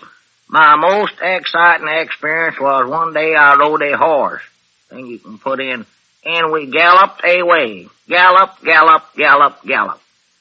Write that in, gallop, gallop, gallop. Yeah, sure. Fact is, you can put in a whole batch of them gallops there. It'll make the composition longer. You might gallop for about a half a page there. Well, I didn't stay on the horse long enough to gallop that fur, though. Well, that don't matter. I didn't gallop with about one line, I don't think. Well, that don't make no difference. This don't have to be an absolute truth. All a teacher wants you to do is just practice writing anyway. Oh, well, in that case, I'll just slap the gallops down there. Yeah. Let's see what else we can get in there. Too bad you wasn't being chased by an Indian or something. That'd be exciting. Well, if this don't have to be so, why don't we put that down there? Yeah, sure. Why don't we? Indian chef. I just leave me chased by an Indian if it'll help me get a better mark in school. I don't care. Well, now, right after all them gallops, you could write down something like, all of a sudden I seen I was pursued by an Indian. Pursued? Yeah. I thought you said I was being chased. Well, that means being chased. I've heard Lum use that word. Pursued, or something like that. That ain't nothing like being lawsuit, is it? No, I told you it means being chased, Cedric. Well, I don't want to get lawsuit again. Especially not by no Indian. Well, see now. If red peel was bad enough. What can we put down here? We've got the Indian. Still got about a half a page to go here, though. Why don't we put down another Indian? That'll take up some more space. Might make him a big fat Indian. All right, Doggins, I believe you got a good idea there, Cedric. We'll have a whole tribe of Indians chasing him. Oh, my goodness. And we'll put down all their names. That's a good idea. Do you know them all that well? We're just going to make them up. We'll have about a half a page of names there, and that'll wind up your composition. Doggins, that'll be long enough to suit Miss Platt, surely. Well, I still don't see where you're going to get all them Indians' names, though. Well, we'll get them. Let's see now. You can write down there something like, I galloped on, and pretty soon I seen I was chased by the following Indians. Rain in the face, his cousin, rain on the head, Pocahontas, her papa, Mr. Honus, Hiawathies, and, lower Wathies, middle-sized Wathies. How come you know all them Indians? I've known them a long time, Cedric. Then there was, Setting Bull, and, Little Beaver, and Big Beaver, and, Santa Fe chief and his brother super chief and, Wait a minute, Mr. Abner. Are you sure you've known all them for a long time? Why, sure, ever since I was old enough to read, Cedric. Well, ain't no use to hand that composition in then. Well, why not? It sounds good to me. Yes, Mom, but if you've known them that long, they must be good friends of yours, and any friends of yours is a friend of mine. If they're friends of mine, they ain't going to chase me. If they don't chase me, it ain't exciting. No, Mom, it ain't no use to hand that in. Well, what are you going to do then? I believe I'll just put down there, my most exciting experience was the one day I rode a horse and fell off from it. Well, that's what you started out with. Oh, it is. Why, sure. Well, that's good then. Huh? Anytime I can do a lesson over and not lose ground, I'm doing wonderful in that school. Well, so long, Mr. Abner.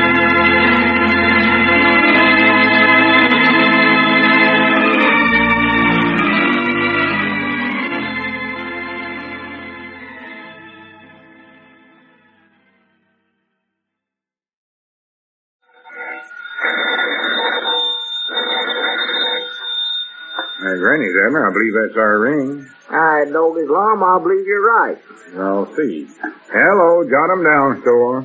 This is Lum and Abner.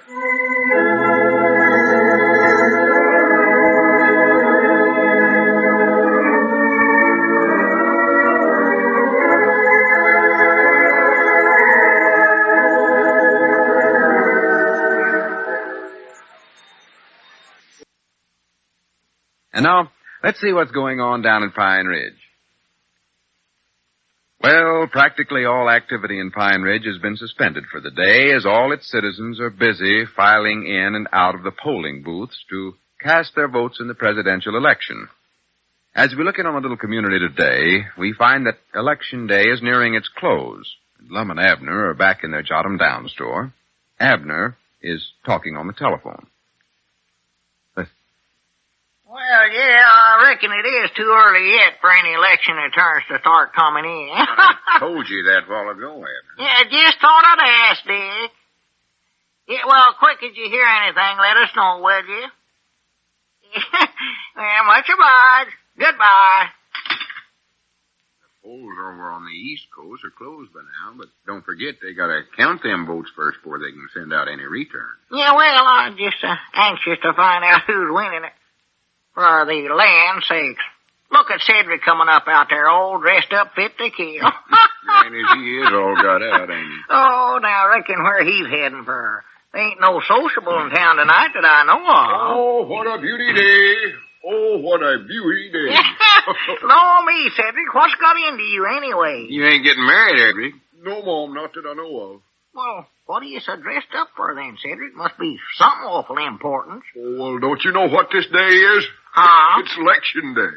Well, yeah, we know that, Cedric. And this is my first time at voting. Oh, I know that's right, ain't it? That is right. Well, bless your You're heart. over 21 now, ain't you? Granny's time sure flies. Oh, I've always said that. Yes, Scoots. Well, it just seems like yesterday that you was a young'un running around town here, coming in here for a penny's worth of candy. Hello, me. I can see you now standing there with your nose pressed up against that showcase, Yeah. flattened out there. I thought Cedric had a pug nose till he's 14-year-old. Used to always have to take a cloth and wipe off that showcase every time you come in here. Oh, stand there and lean against that candy counter all day long trying to decide twixt a jawbreaker and a stick of licorice. Well, I'm grown up now, though. Yeah, you buy a whole nickel's worth now, Cedric. And I'm going to vote.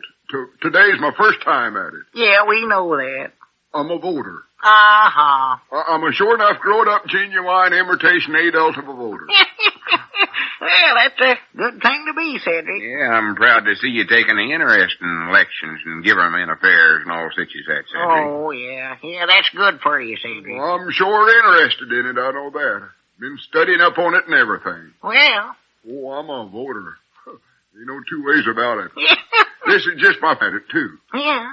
Well, if you're going to be a voter, Cedric, well, you better get over there to the polls and do your voting. It's just might nigh closing time. Well, don't worry. I'm going over there. I wouldn't miss that for nothing. See, it's my first time. Yeah. Let's see now. You live over there by the Johnsons. I reckon you'd vote over there at the liver stable, Cedric. Yes, Mom, I know that. Precinct number 1, I think it is. Yeah. I found that out good. Exactly where I go. Yeah, Doggy, you have been studying up on this, ain't you? Oh, I'm a voter. Yes, sir. I just can't tell you how glad I am to see this change that's come over you, Cedric. Proud to see you settling down and taking your place as a citizen. Yes, sir, we're proud of you. There ain't many young fellows your age that realizes it's their duty and obligations to get out and vote and put the right man in office. Yes, Mom. Yeah, that's right, Cedric. And you better be getting on over at the liver table, too. Oh, yes, Mom, I better. I just can't understand why you ain't done been over there today, though, Cedric. You had all day long for it. Well, it's just taken me so long to get ready. I had to find my necktie and iron my pants. That all takes time. Yeah, well, yeah, sure. And I had to shine my shoes and slick down my hair. How do I look, Mr. Abner? You look just fine, Cedric. You look fine. Do I look like a voter? Yes, you do. Of course, no, you never needed to get all fancied up just to vote, Cedric. Most of the fellers just go over there in their overalls. Well, this is my first time, and I want to make a good impress. Whereabouts is that looking glass you used to have in here? Oh, it's right over behind the stove. But you're just wasting time, Cedric. Well, I want to be sure and look right. First time as a voter and all. Where'd you say the mirror? Oh, I see. Oh, my goodness. Where the land? Scared me. Doggy, Cedric. Let him be, Abner. He just feeling extra importance today. It's a big day in his life. Yeah, but it's getting late, Lum. Look at him posing in front of that looking glass. Yeah. Lord, me, he thinks he's somebody, don't he? How do you look, Cedric? Oh, I look pretty good, I believe. Well? Reckon I ought to wear a flower in my budding hole. Oh, no, Cedric. Like a geranium or a sunflower or something.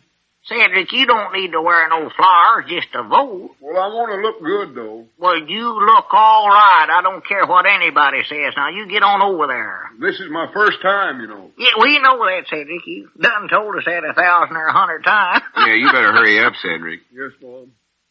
By the way, who you aiming on voting for, Cedric? Well, I don't know yet. Don't know? No, Mom. Well, I thought you said you'd been studying on this all day long. Well, I have, but I can't tell who I'm going to vote for yet. Oh. I got to get over there and look at the ballot first and see who's running. See who's running?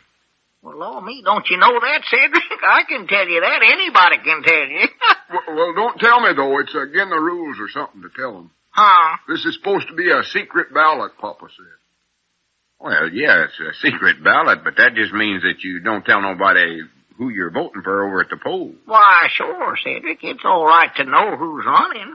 Roosevelt and Dooley, that's who it is that's running. Oh, is that who it is? Yeah. Well, they sound all right. I believe I'll vote for them then. Well, they ain't running on the same ticket, Cedric. Can't vote for both of them. You got to make a choice twixt them. Oh, well, let's see then. They're both good fellers, I know that. I've heard them talking on the radio. Good out loud talkers, both of them. Yeah, yes, they're interesting. I'm surprised you never know they's running, Cedric. Well, I know they's running, I think, but I never knowed they was running on our little old ballot way out here in Pine Ridge. I thought that was just in Washington or Liberty or wherever it is. No, it's the same all over the country, Cedric. Well, let's see then. Dewey and Roosevelt. Yeah, that's the two. Well, I believe I'll just take the one with the shortest name, because it'll be easier for me to learn how to spell that. Well, that's no way to pick out a candidate, Cedric. Why, of course not.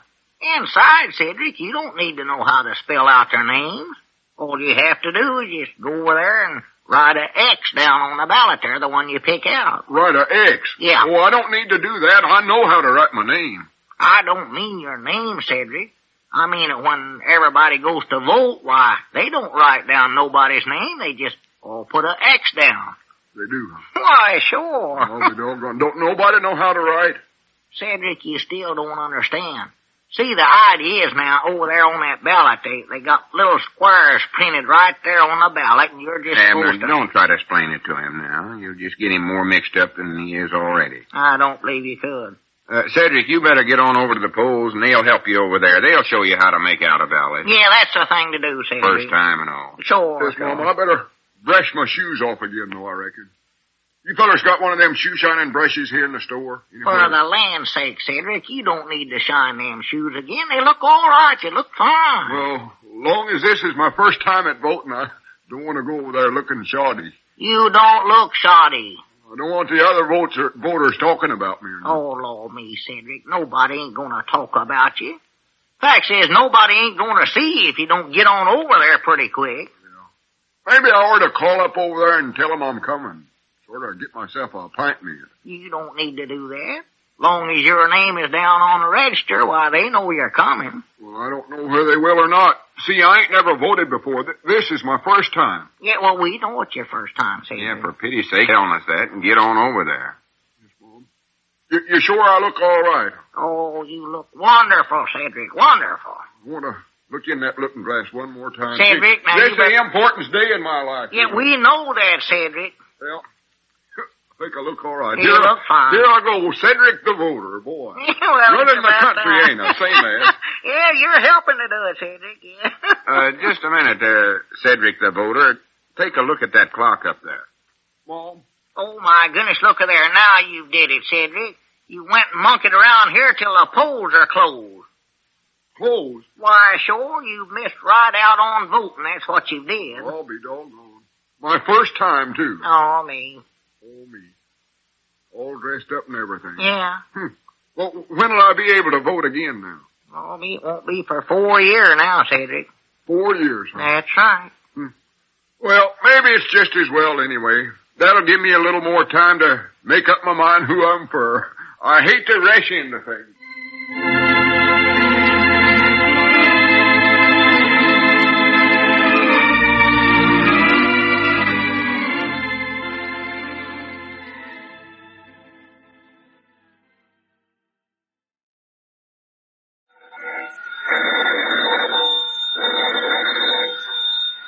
Granny's, Abner. I believe that's our ring. I know his Lum. I believe you're right. I'll see. Hello, jot 'em down, store. This is Lum and Abner.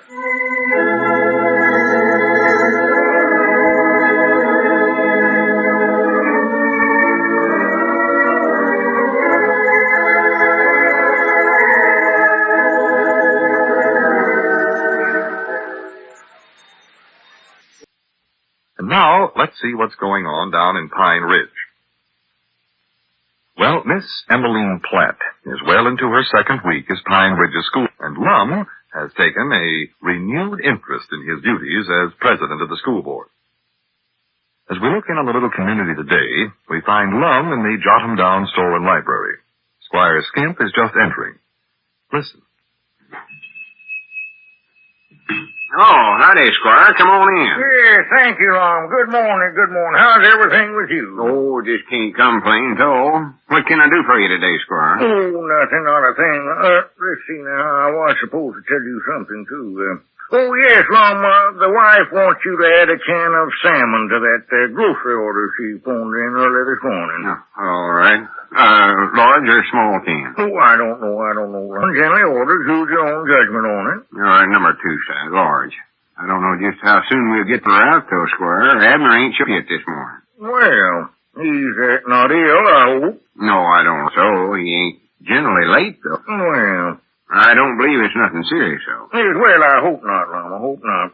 Say, by the way, I'm sorry I didn't get to that school board meeting you called the other evening, Lum, but, I had some businessman and other, just couldn't make it. Yeah, well, nothing much happened at it anyway, Squire. Just routine stuff, mostly. Mm-hmm. We approved buying some new arithmetic books for the scholars and some new erasers. Yes, well, that's good. And then I brung up my old arguments again for raising the school teachers' pay. Well, Sir Lum, I think I'm going to swing over to your side on that, especially since Miss Platt has taken over the school teaching job. I think she's going to work out fine. Oh, yeah. I'm glad to hear you say that. Ain't no doubt about it, Squire. Yeah, she appears to be a very pleasant woman. And she handles the children well, too, I'd say. Yeah, well, she knows what she's doing, all right. Oh, yes. She makes them toe the mark. Well, that's good. She seems to be a very sensible type of woman. Not one of those young rattle-brained, flappers, I believe they call them. Oh, no, I should say not. And I was glad to see her sing in the choir at church last Sunday, too. Yeah, I think she's going to start teaching a Sunday school class pretty soon. Well, I don't know what size scholar she's going to have. I thought maybe I'd try to get in the class myself. Well, she'll more likely be teaching some of the children, I would imagine, but I'm glad to know that she's going to enter into the Sunday school. I think it's a good idea for the school mom to take an active part in our community life here. Well, she's doing it, too. She is. She's doing it. Yeah, the women folks in town all seem to have took to her pretty good, I think. Yes, I know Miss Skimp seems to think a lot of her. I know the Patch and Needlework Club has put her name up on the list for membership. Yeah, I dare say the women folks aren't the only ones who have taken to her either, Lum. I don't know what you're talking about, Squire. I think you do, Lum. And I don't blame you either. Don't blame you. Now, wait a minute, Squire. If you think I got any personal interest in this Platt... wait a minute. There comes Abner up out there. Oh. Reckon he ain't sick after all. No, it looks all right. Well, I think I'll be running along, Lum. Yeah, all right. Well, come back again, Squire. Yes, I will. It's about time you was getting down, Abner. What's been... Let's see what happened. Oh, well, howdy, Squire.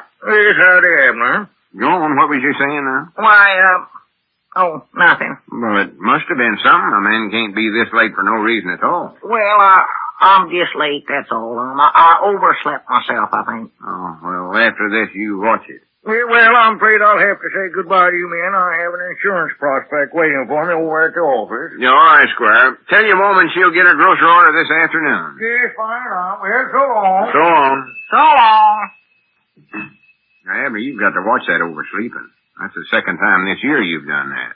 Oh? I had to sweep the place out all by myself this morning. Well, I'm sorry for long. Straighten up the shelves. I never actually oversleep. See, I just said that 'cause Squire was here. I never wanted to talk about it in front of him. Oh, then there was something else, huh? Yep. Trouble in the home. Trouble in the home? Yep. Oh. What's the matter? Has your papa got Elizabeth all riled up over something again? No, it ain't Papa this time. That blame Fred. Fred? Yep. You mean your brother-in-law? That's the varmint. That's him. What's he done now? Well, it's sort of a long story, Lum. See, Elizabeth got a hearing from him yesterday. How is Fred? He's fine. And Irma? And the younger? Oh, they're all right. Oh, stay out, I reckon. Well, good. Glad to hear it. Anyway, see, Fred wrote they had a hearing from Aunt Agatha, and she's going to stop at Fred's place for a few days to visit. Well, that's nice. On account of traveling comes, I can't get up here to Pine Ridge to see Elizabeth. So now we're supposed to go down there to see her. Oh, I see. Well, when's all this supposed to take place? Next week. Dadgummit. Well, who'd you say, Aunt Agatha? That's it, Aunt Agatha. Let's see now. I don't believe I recollect that name. Exactly who is she? I wish I knowed.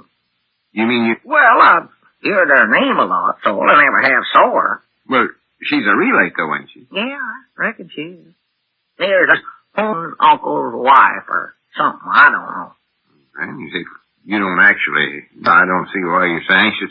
I ain't anxious to see her, and I don't know why she's anxious to see me, but Elizabeth says we got to go. Has Elizabeth ever saw this Aunt Agatha? Oh, once or twice when she was just a young'un. But see, Aunt Agatha is one of them women that wants to have a batch of relates around any place she goes. She don't care who they are, just so there's a lot of relates around her. Aunt Minnie up is the same way. Well, that Barn Red is just as bad. He wrote Agatha and told her that we'd be there. Without even asking you first. Oh, sure.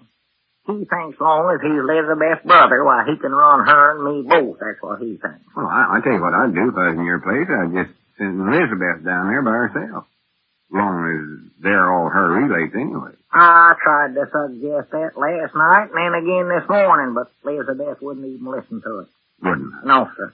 I told her I couldn't leave the store here, but she said that you're a smart, brainy man. You could run it by yourself. She said I was smart and brainy, huh? Yeah, that's what she said. Oh. And then she said it wouldn't hurt for you to do a little work around here. Oh. And another reason she said I had to go was 'cause Aunt Agatha would be disappointed something wonderful she never got to see. See you? Yeah. She don't actually know you. She don't. But just wait till I tell you what she wrote in her letter to Fred. See, Fred sent part of her letter in the letter he wrote to Elizabeth. I see. Well, what'd she say? Well, sir, she said, see now if I can recollect that. I thought I knowed it by heart.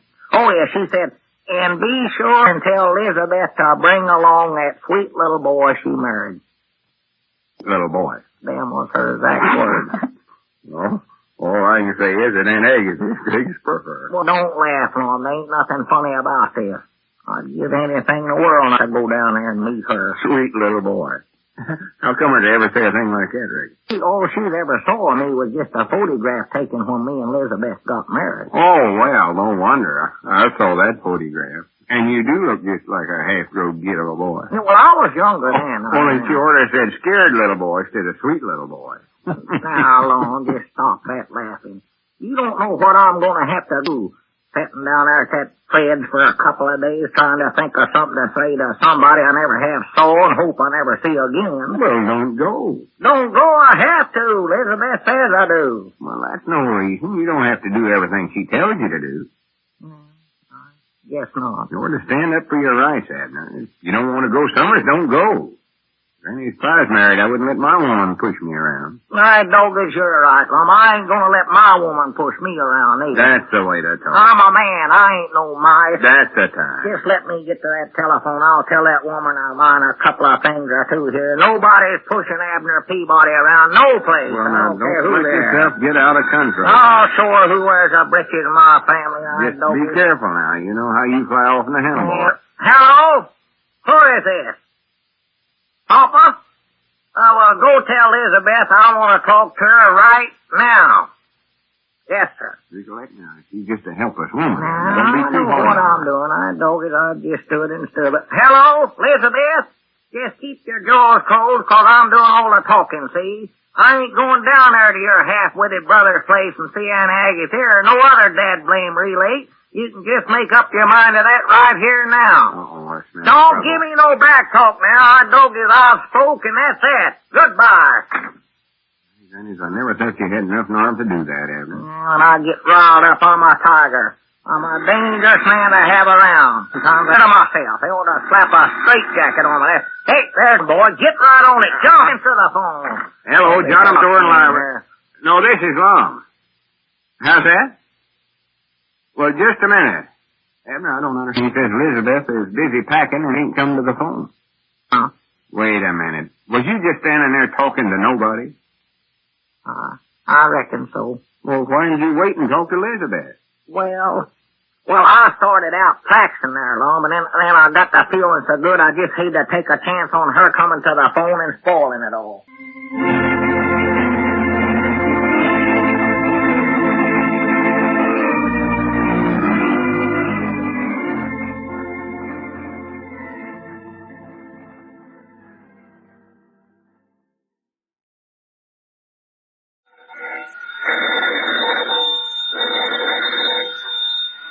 Granny's, Abner. I believe that's our ring. I know this, Lum. I believe you're right. I'll see. Hello, jot 'em down, store. This is Lum and Abner.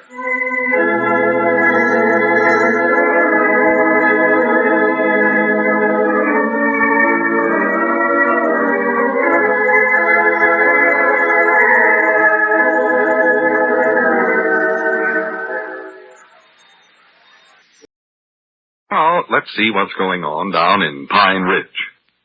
Well, it looks as though Abner, in spite of all to the contrary, is going to have to make a trip to his brother-in-law's home to meet an aunt he's never seen before. And as far as he's concerned, one whom he hopes never to see again. As we look in on the little community today, we find Abner in the Jot-'em-Down store and library talking to his wife on the telephone. Listen. Oh, now listen, Elizabeth, I just can't do that, though. Yeah, I know, but... Well, I don't care what Aunt Agatha wrote to you, Elizabeth. You did what? Oh, my goodness. Well, now listen, Elizabeth, now that's going too far. I don't get... Well, just listen to me for a half of... Hey, oh, Abner. my gosh, Oh, excuse me. Never noticed you come up. listen, Elizabeth, I've got to hang up. A customer just come in the store. Customer? Yeah, I'll talk to you about it later. Goodbye. Ain't no customer, Abner. Didn't you recognize me? Oh, sure, I knowed you, Lum. I just had to study up some reason to hang up that telephone. Oh, me. Trouble, trouble, trouble, trouble, What's trouble. wrong now? This trip me and Elizabeth are taking down to her brother's place to get acquainted with Aunt Agatha is just getting worse all the time. Why, what's the matter now, for pity's sake? Togus, oh, me, I wish I'd break my leg so I couldn't go almost. Well, tell me what the trouble is. Lum, look at me. I'm looking at you. Do you know what I've got to do? I ain't got the least idea. What? I've got to learn to play the sliding trombone. Trombone? Yes, sir. That's what I've got to do. Learn to play the trombone. Well, that's the most ridiculous thing I ever heard of. Why, of course it is. Of course it is. Who says you've got to learn to play the trombone? My woman, Elizabeth. Elizabeth. My own woman wants me to do a thing like that.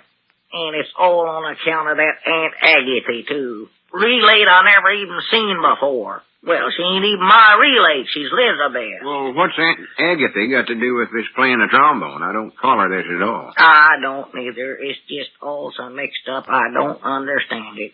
Doggers, I can't learn how to play the trombone.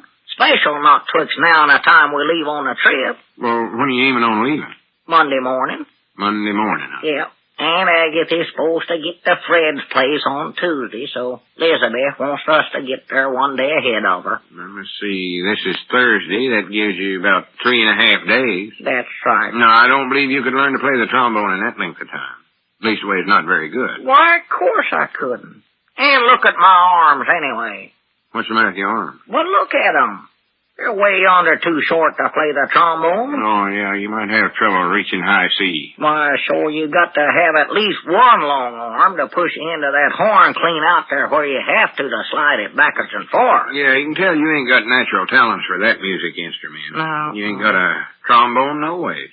Don't know where you could buy one even. Well, Elizabeth has got one for me. You mean she's bought one for you? She borrowed it from the Macmillans. You know that Ernest used to play before he went into the army? Well, Abner and Elizabeth ain't serious about this. Serious? She surely don't actually expect you to learn to play that thing, does she? Elizabeth is a woman. A female woman. Now, does that answer your question? Yeah, but she wouldn't be that unreasonable, would she? She's done it. The worst part of it is now, I've got to tote that blame case and all clean down there to Mineola, Texas. Well, I still understand why you're having to do this. I mean, why Elizabeth wants you to do it. Well, the whole thing started a few years back when Elizabeth got a hearing from Aunt Agatha. And Aunt Agatha wrote that she'd heard some radio program, amateurs, a program, I believe she called it, and she said she heard some fella on there play the trombone, and his name was Peabody. Peabody? Yeah. So she wanted to know if that was Elizabeth's husband. And then when Elizabeth wrote back to her, she said yes. Elizabeth said you was the same fella that was on the radio? Well, she claims she never come right out and said it was me, but she never denied it neither. Just sort of let Aunt Agatha think that she was right, you know. Well, how come Elizabeth to ever do a silly thing like that? Well, she said she thought it would make Aunt Agatha happy to think she had a big famous trombone player for a relay. For pity's sakes, if that don't beat all. And if you want my honest opinions, I believe Elizabeth had another reason for doing it, too. What do you mean? Well, if you recollect, some of Elizabeth's relays was again her marrying me, you know. Oh, yeah, I recollect that. Oh, yeah. Her cousin, Homer, was dead set again. Fred, her brother, never liked her. That varmint. I hate and despise him to pieces. But, natural, every chance Elizabeth gets now, she always tries to spread the idea around that I've made a big success out of myself, you know. Oh, I see. Now you're a big trombone player. Yep. Now I'm a trombone player. I'll tell you one thing. Before ever I'd drag a trombone case down to Mineola, Texas and back again, I'd write direct to Aunt Agatha and tell her the whole thing's a mistake. Well, you can't do that, though. Well, why can't you? Well, I don't know. It's just, going too far now to stop it. See, every time in the last few years when Aunt Agatha would write to Elizabeth, why, she'd always ask how me and my trombone was getting along. And Elizabeth just couldn't figure out nothing else to do but tell her I was doing fine with it. Well, couldn't she see she was just going to get herself into trouble that way? See, when you tell one little story that way, Abner, and then you Gotta tell a whole batch more to keep her up for the first one. Laura said that. I know it, Ma, but see, Elizabeth says that she never in the world figured Aunt Agathy'd ever make a trip out this way. Well, you ought to had more sense than to let Elizabeth write all that stuff about you in the first place. I never knowed it'd been going on till just this morning. You never. No, Elizabeth confessed the whole thing to me at breakfast. Oh, well, right after the youngest Macmillan boy brung the trombone over. Natural, I asked Elizabeth what the thing was for. Well, that don't beat the bugs of Well, I don't bring a trombone into the breakfast table every morning. Here I've been a trombone player for years and never even knowed it till today. Well, I still say if I was you, I wouldn't drag that thing clean down to Texas and back. I got to. See, Elizabeth got a special deliverer's letter from Aunt Agatha this morning telling her to be sure Abner bring his trombone. Just dying to hear me. It's ridiculous, though, Abner. I know it. But Elizabeth says I've got to take it along. Well, just exactly what are you going to do when you get down there and Aunt Agatha says, all right now, Abner, come on, let's... Elizabeth. She said, well, these ways you can take it out of the case and blow a couple notes on it. Aunt Agatha's a little hard of hearing, and I couldn't tell a difference, no way. Granny, she'd better be. I'd love to see that. I'd give $1 million to see that. This whole real age sitting down there in your brother-in-law's parlor, you standing in the middle of the floor blowing your head off. You won't even know which end to blow in. Well, that's what I feel like doing, is blowing my head off, I'll tell you that. Funniest one side I can imagine. I wish it was funny to me. Well, what's Fred going to think about this? And Irma, too. They both know you can't do nothing like that. I brung that up this morning. Not later. Well, what'll happen is old Fred will sit there and gruff all right out loud at you. I know he will, the varmint. I can just see him grinning, showing off them new teeth of his, and just 'cause he's got 'em paid for. You make you the laughing stock of that whole town. And, doggies, I wished I could play that trombone just to show that ornery critter. I wish I was the best player in the whole world. That's what well, that would help you out quite considerable, I'll say that. Doggies, I'd love to just stand up there in that porter and let that old Fred snicker for a few minutes there, and then I'd just casual ask if anybody had any suggestions they'd like to have me play. And Fred would get that smart look on that silly face of his and study some new tune that he figured I wouldn't even know, like Dardanelli or something like that.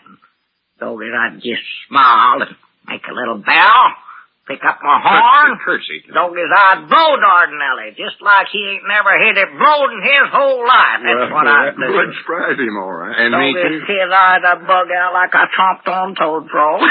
I wish there'd be a parade in town down there next week. I'd get right out in front of it, march along, blowing, pumping that curtain for us to where it looked like a shuttle in Elizabeth's sewing machine. That's what I'd do. You'd be a sight, you would. Ain't no doubts about that. Oh, Fred and Irma and the rest of them be standing over there in the crowd on the sidewalk watching me.